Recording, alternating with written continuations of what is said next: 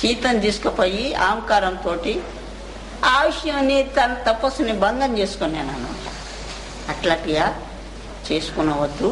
అయినంత వరకు సాధించుకున్నాను. మెల్లగా మెల్లగా మనస్సుని సాధించుకున్నాను. మనస్సుని శోధనంలో చేసుకున్నాను. అది ఉరుకుతుంటుంది. దాన్ని కృష్ణుడు చెప్పినట్ల కృష్ణుడు అర్జునుడికి ఏం చెప్తాడు? అవును అర్జున, అది అసాధ్యమే మనసుని నిలకడ చేసేది. కానీ నీవు సంస్కారం అన్నీ వేసుకో. సంస్కారం వేసుకుంటే నిన్ను లాక్కుంటుంది.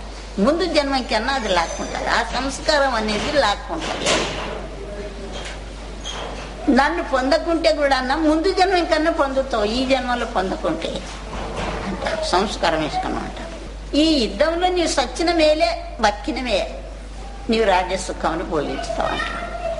ఆ విధంగా నాయన మనం ఈ ప్రపంచంలో వచ్చినందుకు చచ్చిన పర్వాలే. ఈ తను మనం కాదు, ఇంద్రియాలు మనం కాదు, మనసు మనం కాదు. పోతే పోని ఉంటే ఉండని అని భావించుకున్నాను. భావించుకొని లాక్కున్నాను, జ్యోతిలోనికి లాక్కున్నాను. మనస్సుని, చిత్తముని, ఇంద్రియాలని అన్నిటిని అందులో లయింపజేయాలి. దానికే అది తపస్సు అంటారు. ఆ తపస్సును పొందేది చాలా ఎవరో ఒక్కరు పొందారని కాదు, పొందుతారు. వాళ్ళు కేవలంగా పిచ్చోళ్ళ మాదిరిగానే ఉంటారు. శాణాలు అనిపిస్తున్నారు. శాణాలు అనిపిస్తుంటే ఈ మాయ అంతా వదులుకున్నది, ఎంబడి సుచ్చేస్తుంది. దానికి పిచ్చోళ్ళ మాదిరిగా మాకు మొదలు బాగుండే. పిచ్చి దాని పిచ్చి చెట్టు మీద ఉంటుంది, ఆడ రాగి చెట్టు మీద ఉండదు. పిచ్చిదాన్ని వచ్చేసి చూసి వస్తుంది. గట్ల ఎడ్డె కావాలేరా, గుడ్డి కావాలేరా, యోగ దిడ్డి తెరవాలేరా. కొన్ని తత్వాలు కూడా అనుభవంతో చెప్పినారు నాయన. మహాత్ములు అనుభవంతో చెప్పినారు. దానికి సరే పిచ్చిది అనుకుంటా. ఇది అంత మాయ చుట్టేసేది. ఇది మాయ. నాకు సంతోషం కాదు. ఏదో భక్తులకు సంతోషం, కానీ మాకేం సంతోషం కాదు.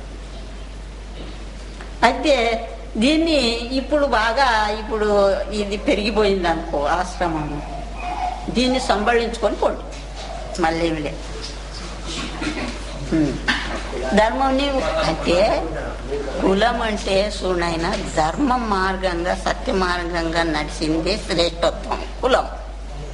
అసత్య, అధర్మము, అబద్ధము, మోసము ఇట్లాంటి మోసకృత్యాలు చేసేదే కులం తప్పింది. దానికి సత్యధర్మంగా నడవాలి. గురువు భక్తి చేస్తున్నారు. ఇది ఏమి లేదు. అందరు పుట్టేది తల్లిదండ్రికే. తల్లిదండ్రి లేనిది ఎవరు పుట్టారు? ఏ మహాత్ములైనా కానీ ఎవరైనా కానీ తల్లిదండ్రికే పుట్టారు. సకల మత స్థాపితం అంటే అట్లాంటి ధర్మంని తెలుసుకొని మన దాంట్లో వచ్చిన వాళ్లకు సకల మత స్థాపితం అంటే కూడుకొని నడవాలి. వాళ్ళకి జ్ఞానం ఇవ్వాలి. అజ్ఞానంలో ఉండేటోళ్ళు మీరు ఈ మార్గంగా నడిస్తే మీరు మధు మాంసాలు మానేసుకునాలి, సత్యంగా చెప్పాలి, నిజంగా నడవాలి. మాకు సాధు సన్యాసులకు కులం లేదు, గోత్రం. దానికి సకల మత స్థాపితం. మరి మాణిక్యనగర్లో నేను మాణిక్యనగర్ వెళ్ళినప్పుడు అందరూ ఒకటే బంతిలో కూర్చుంటుంది, కానీ కొంచెం భేదం ఉండే. ఏ విధంగా భేదం ఉండే అంటే మహారాజు ఇట్లా ఒక్కడు కూర్చుంటుండే, అందరూ ఆయన గిమ్మన్గా కూర్చుంటుండ్రి. వడ్డిచ్చేటోళ్ళు బాపనోళ్ళే, వండేటోళ్ళు బాపనోళ్ళే, కానీ ఇంకా భేదత్వం ఉంది. అది సకల మత స్థాపిత. ఆ విధంగా ఉండాలి. భక్తులను కూడుకొని నడవాలి. భక్తులని హీనత్వంగా చూడాలి.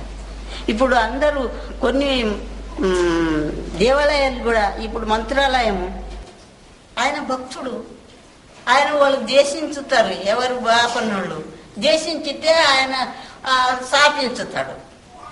అప్పుడు వాళ్ళకు అప్పుడు జ్ఞానం కలుగుతుంది. అప్పుడు మహాత్ముడు అంటారు. అప్పుడు చీర తీస్తారు. అట్లా కుల గుత్రాలు అడిగారు.